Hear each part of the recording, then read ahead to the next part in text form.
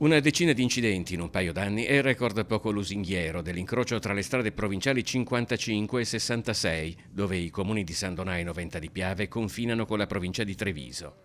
Ora c'è anche un esposto in procura presentato dall'Associazione Italiana Familiari e Vittime della Strada, dove si segnalano alcuni problemi come la mancanza di guardrail e una rete di cantiere arancione che potrebbe togliere visibilità agli automobilisti. L'incrocio è già da tempo sotto i riflettori, come conferma Romina Ceccato dell'associazione Alba Luci sulla Buona Strada. Eravamo al telefono con il vice sindaco Silvia Susanna della città metropolitana, la quale logicamente io non sono un tecnico e non posso giudicare se questo è a posto o non è a posto, però lei stessa ci ha assicurato, ma io sono sempre in contatto con lei, che stanno monitorando tutti i giorni questa situazione.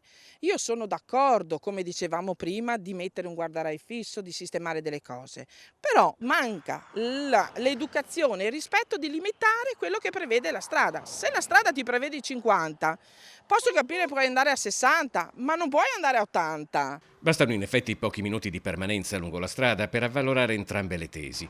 Da un lato c'è l'assenza di protezioni e anche aggiungiamo di segnaletica orizzontale, non è visibile una striscia di demarcazione delle corsie. Dall'altro però la velocità tenuta mediamente da auto e camion appare più elevata del limite, così come abbiamo assistito a diversi sorpassi in una strada peraltro piuttosto stretta.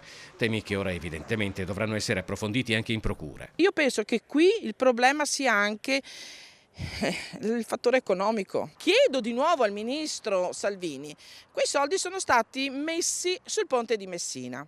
Abbiamo capito che c'è stato delle problematiche nella Corte dei Conti, quindi siamo bloccati, non possono essere più toccati. E in quel momento magari qua non potevano servire questi soldi? E qui lascio un punto di domanda e lascio a chi è di competenza darmi una risposta.